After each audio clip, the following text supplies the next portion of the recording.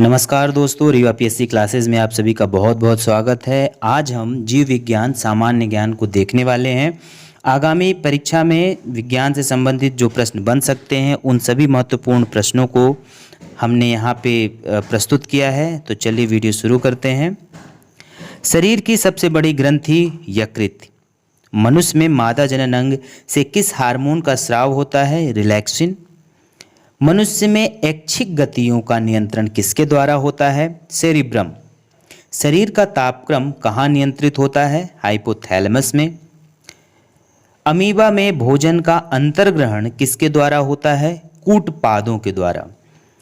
निम्न में कौन सा एंजाइम लार में पाया जाता है? तो टाइलिन जो एंजाइम है वो लार में पाया जाता है। वह प्रक्रिया जिसके द्वारा मनुष्य श्वास ग्रहण करता है या छोड़ता है, श्वासोच्छ्वास। ऊर्जा उत्पादन के लिए कोशिका प्रायः किसका उपयोग करती है? ग्लूकोज का। किस अभिक्रिया द्वारा पौधों में ऑक्सीजन बाहरी वातावरण से कोशिकाओं में पहुंचता है? विसरण के माध्यम से। श्वसन की अभिक्रिया में खाद्य पदार्थों की परिणति क्या होती है? विघटन होती है, उसमें टूटते हैं। खाद्य पदार्थों का पौधों में स्थानांतरण का मुख्य रूप कौन सा है? सुक्रोज। एक स्वस्थ मनुष्य का रक्तचाप 120/180 होता है। इसमें एक विकल्प के माध्यम से 80/120 भी कर देता है, तो सही उत्तर 120/80 हमें लगाना है। मनुष्य के मस्तिष्क की सबसे बाहरी झिल्ली ड्यूरामीटर कहलाती है। मनुष्य के सूंघने की क्षमता को नियंत्रित करता है घ्राणेंद्रिय पाली। मनुष्य में बुद्धि एवं चतुराई का केंद्र सेरिब्रम है। रक्त में ग्लूकोज की मात्रा नियंत्रित करता है कौन करता है? इंसुलिन के कारण मात्रा नियंत्रित होती है। ऑक्सीजन है एक एंजाइम के रूप में। जैव प्रक्रम के अंतर्गत कौन आता है? पोषण, उत्सर्जन, श्वसन। तो इसमें सभी आते हैं। गोबर छत्ता किसके अंतर्गत आता है? मृत जीवी के अंतर्गत। वायुमंडल में सामान्यतः CO2 पाया जाता है 0.03%। छाया में पनपने वाले पौधे को क्या कहते हैं? सियोकाइट्स। मनुष्य में मुख्य श्वसन अंग फेफड़ा है। निम्नलिखित में से कौन सी बीमारी श्वसन तंत्र से संबंधित होती है? तो टीबी और निमोनिया श्वसन तंत्र से संबंधित है।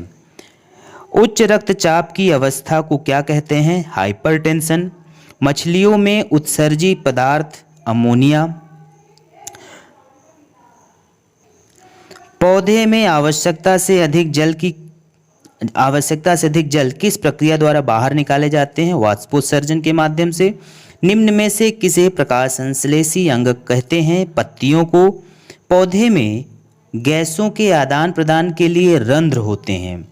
फेफड़ा का आकार शंक्वाकार होता है। भोजन का पाचन किस प्रकार की अभिक्रिया है? उपचयन। हार्मोन शब्द का नामकरण किसने किया? बेलिस और स्टार्लिंग ने। पृथक्करण का नियम किसने दिया? मेंडल ने। जीव विज्ञान शब्द का प्रयोग सर्वप्रथम किसने किया? लैमार्क और ट्रेविरेनस ने। जीव विज्ञान के जनक के नाम से जाने जाते हैं अरस्तु। वनस्पति विज्ञान के जनक थियोफ्रेस्टस।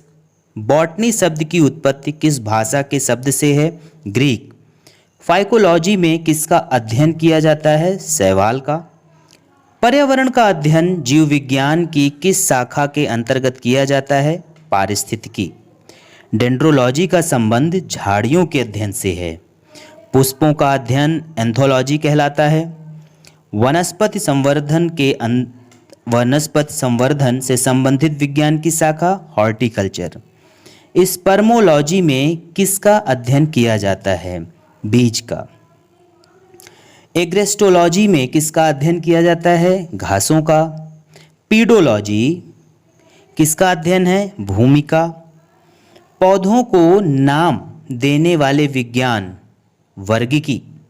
किसे वर्गिकी का पितामह कहा जाता है? लिनियस। सूक्ष्म जीव मिलते हैं रेतीली मिट्टी, लवणयुक्त पानी, दलदल भूमि, तो इन सभी जगहों में सूक्ष्म जीव मिल जाते हैं। विषाणु वृद्धि करता है जीवित कोशिका में। साबूदाना किससे बनाया जाता है? तो साइकस से। फलों का अध्ययन कहलाता है पोमोलॉजी। द्विनाम पद्धति के प्रतिपालक कौन रहे? लिनियस। जीवाणु की खोज सर्वप्रथम ल्यूवेनहॉक ने की। जिन पौधे पर बीज बनते हैं किंतु पुष्प नहीं लगते क्या कहलाते हैं? अनावृत बीजी। जीवाणुओं की साधारण आकृति क्या होती है? क्षण रूपी। जो जीवाणु आकार में सबसे छोटे होते हैं गोलाणु कहलाते हैं। निम्नलिखित में कौन सा रोग बैक्टीरिया से होता है? तपेदिक। मानव की आंत में पाया जाने वाला जीवाणु एस्चेरिचिया कोलाई है। एस्चेरिचिया जिसे बोला जाता है कोलाई। एंटीबायोटिक्स अधिकांशतः पाए जाते हैं जीवाणुओं में। सबसे छोटा जीव माइकोप्लाज्मा। निम्नलिखित में से कौन सा रोग जीवाणुओं के कारण होता है? तो हैजा जीवाणुओं के कारण होता है। दोस्तों ये महत्वपूर्ण 60 सवाल रहे जीव विज्ञान से।